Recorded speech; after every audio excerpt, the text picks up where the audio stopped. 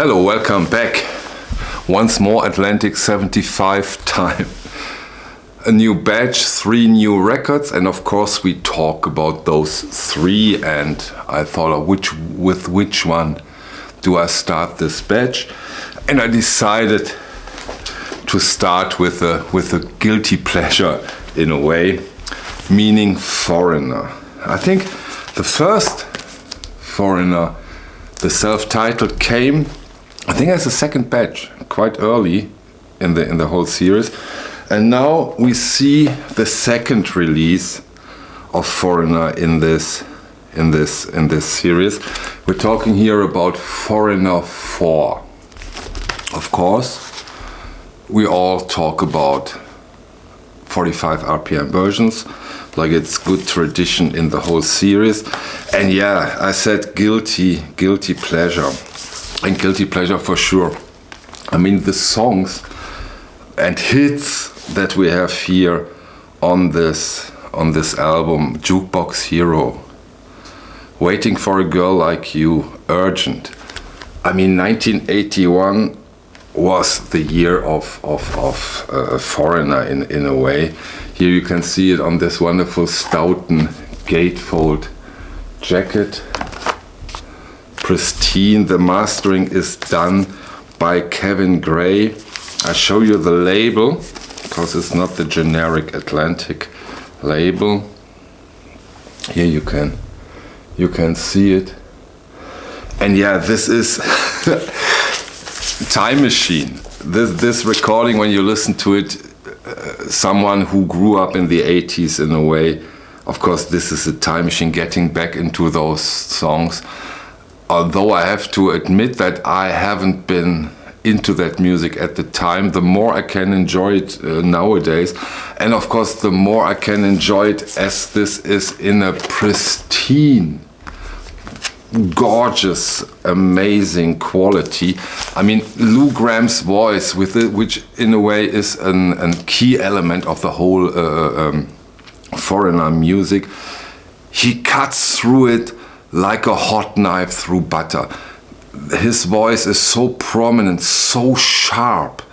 That's really impressive, and it guides you through this music, and you really sit there and dancing in the chair and enjoying it in a way I haven't enjoyed Foreigner before. And for me it was quite a surprise, as the Foreigner self-titled was not such a huge hot seller like many others of the Atlantic 75 here on my European shop. But this one is a whole different ball game. And yeah, a lot of people seem to remember a lot of record collectors seem to remember all those gorgeous hit songs. Amazing, really cool stuff. And once more, Ryan K. Smith did a fantastic job here at Sterling Sound. Brilliant. So if you're into this kind of 80s music, this for sure is something for you. The second of the 3 titles I want to talk to you about was one I couldn't stand the time it took for this release. I was so eager to get this record and compare it to my first US pressing I have here. Is from the Stone Temple Pilots. We already have seen, I think it was March this year, we already have seen Core, and this, people went crazy about this. We sold so many. This is one of the best-selling albums so far in the Atlantic 75 series, and right so.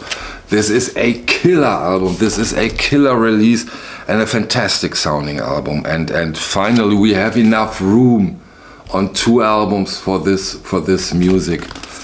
Wonderful release, and the more I was excited when we finally got the Stone Temple Pilots Purple.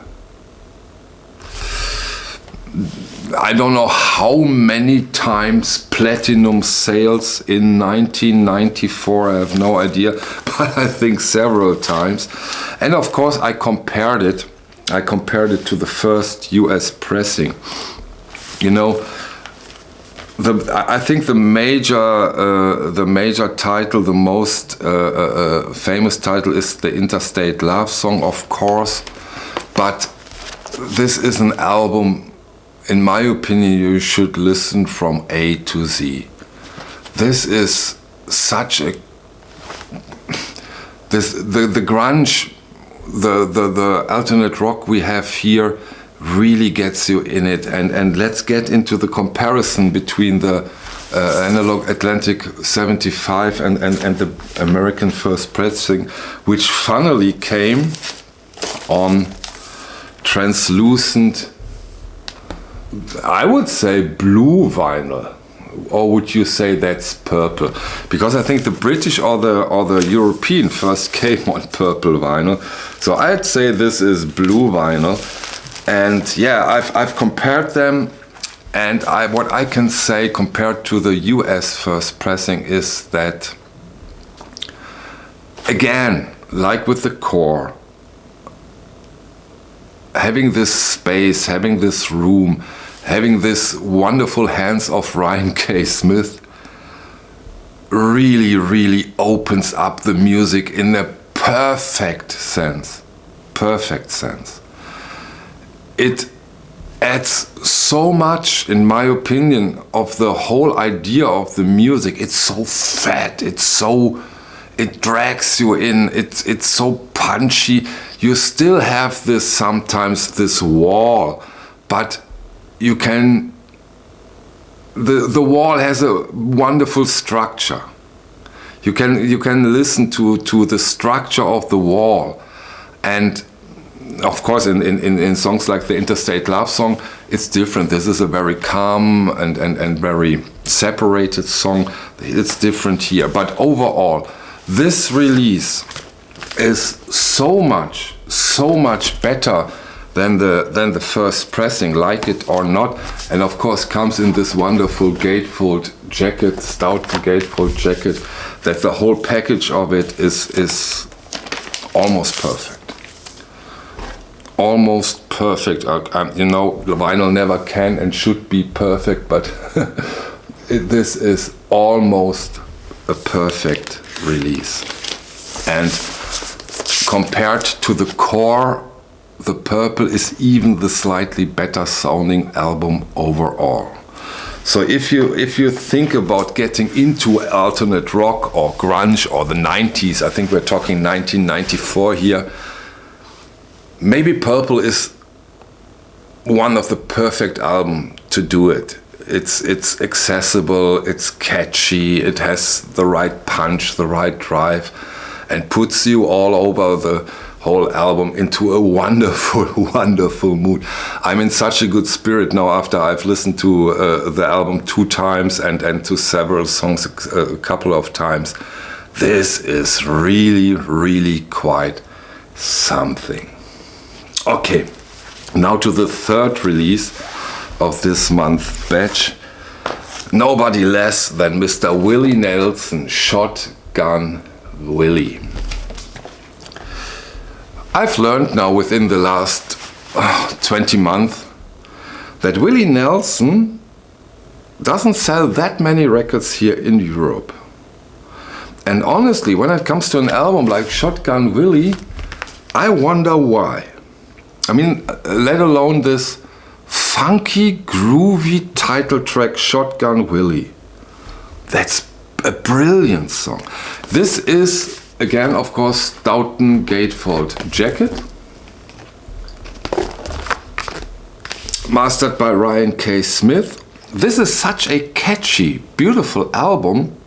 And of course, in a way, it's the closest to the usual audiophile records we are used to before we got into things like Foreigner, Stone Temple Pilot or the White Stripes, which of course is something very, very positive that we are here now. But this is your typical, in a good way, in a good sense, typical audiophile record. Musically, as I said, it's quite catchy, and I was surprised about the grooviness and the funkiness of Shotgun Willie. I really, really love that song. Brilliant song. And an important album for Willie Nelson, in my opinion, or what I've read about it, what I've heard about it, as it is the first recording he did for Atlantic Record. And it is one of the earliest records that opens up this country subgenre of outlaw country. Wasn't such a huge success, but helped Nelson's reputation as a songwriter a lot. The young Willie Nelson, I mean, look at this, it's 1973, time goes by. If you look and listen to him nowadays, wow, great artist, important artist. And I can imagine a great guy. So, this is it about the new Atlantic batch. In a way, there should be something for everyone. Give it a try, listen to it. I hope you enjoy them as much as I do. And yeah, as I said quite some times after those releases, and in August, Chet kept his word. Keep them coming, Chet. We love it. Thank you so much. See you on the next one. Bye.